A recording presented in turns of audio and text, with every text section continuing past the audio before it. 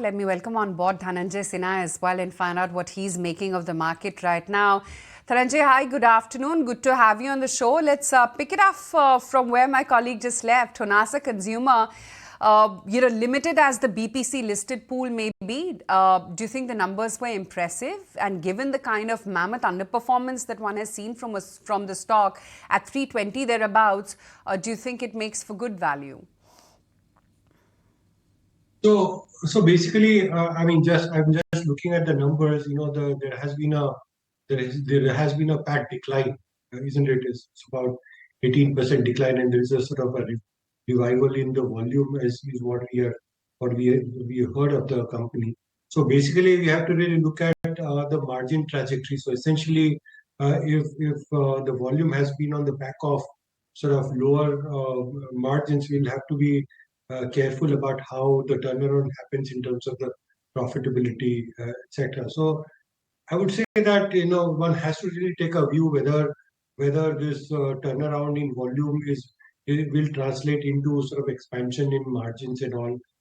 So I think the reason why the stock may have actually seen reduction in valuation essentially is because of the profitability issue.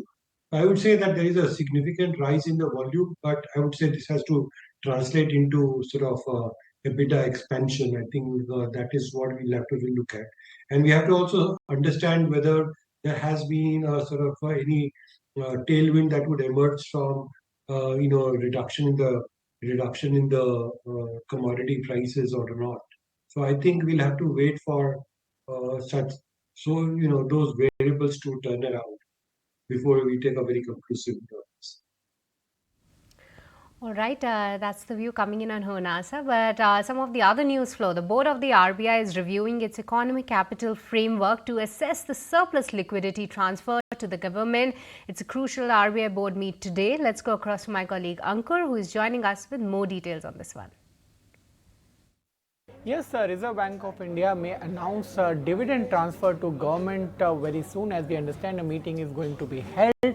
And remember, last week there was a meeting which was conducted by the central bank on the economic capital framework, which is the basis of determination of dividend transfer. Remember, last year there was a record transfer of 2.1 lakh crore to the government, but the expectation this time is even more. All the economists are penciling in somewhere between 2.5 to 3 lakh crore and even more to the government this time. But it will be interesting to see what will be the scenario as far as contingent risk buffer is concerned, because last time it was kept at 6.5%. The mandate is to keep between 5.5% to 6.5%. So that will be decided in the meeting which is likely to be held. Now, as far as union budget is concerned, we understand that 2.56 lakh crore was the amount which government was expecting as dividend transfer, not only from Reserve Bank of India but also from other PSUs. But if you see the expectation which is there in the market is much more than that, and hence the bond yield movement is happening. All right, thank you so much, Shankar, for getting us all those details. So all eyes on the final outcome of this board meet. But moving on, let me also welcome on board Arpit Beriwal, Manager Derivatives Analyst and Equity Research at Motilal Oswal. Hi Arpit, great to be speaking with you. Firstly, help us with your take on the markets. A very good rebound on the benchmark indices, but now the key question is, can we expect these movement on the upside to sustain going forward? Because for the whole week, Arpit, it's been quite a volatile week. Very good afternoon to all. So if we talk about the headline indices, as rightly mentioned, Nifty, Bank Nifty have been quite volatile. But if you look at the chart structure, the bigger time frame is positive, and on the weekly time frame also, if we talk about Nifty, the structure of high lows is intact. Yesterday we've seen a very sharp recovery from its lower level. So overall, Nifty, a bias is positive till it holds about 24,750 levels. But at the same time, 25,050 is a key hurdle level that we have to watch out for. So overall, Nifty, a bias will be positive till it holds about 24,750. Now talking about Bank Nifty has got stuck in a range from last 4 weeks in a band of 1,000 points between 54,500 to 55,555. But the good part is that it is holding above its 20 DEMA. So overall, looking from the overall market perspective, we are expecting positive bias. Nifty and Bank Nifty likely to consolidate with a positive bias, but the real action is in broader market, the mid cap and the small cap, where we are seeing a very good, healthy advanced decline ratio in favors of bulls. So that is where the real action is there, and very good stock specific action is seen. So we have to keep index a range bound view along with that very good stock specific action is there, so we can play it accordingly.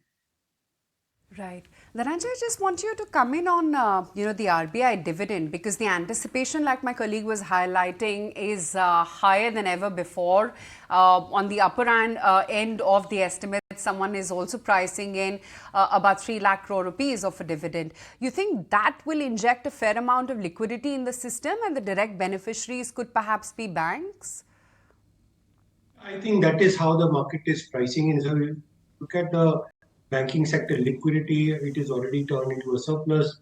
It is the LAP balance is somewhere around 2.5 lakh crores. So if you have, my estimate is roughly in the region of what the government is actually projected. So I think it will be roughly about 2.25 to 2.5 lakh crores, basis the analysis that we have done.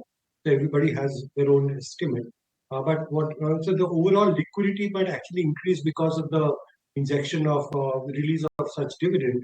So you might actually see the overall liquidity rising to almost like 5 lakh crores. So what it has done is to reduce the risk-free rate. If you look at 10-year yields, are actually fallen to 6.22% from 6.8% 3 months back, and the expectation is that it will actually reduce the short-term yields as well, and that should benefit the lenders who are dependent on short-term borrowing to fund their liabilities. So I think some of the NBFCs might actually benefit by way of lower cost of fund, etc. I think that's broadly what the market is sort of also pricing it. Also, the fact that in general the lowering of risk-free rate sort of also buoys up the valuation in general. I think that is what seems to be happening. I mean, rate sensitive sectors might actually see a betterment in valuation or sentiment arising from easing of the risk-free rate. Right, and that's exactly what's been reflective in the way the banking pack has also moved so far this year. But tell you what, we'll take a very quick break. We're still holding up quite okay, about 750 points up in the green for the Sensex. Banks are looking good, and an index level as well. We're pretty much still sticking by with the high point of the day. About a 1% move is what you're currently seeing. We'll take a break, come right back, continue tracking markets on the other side.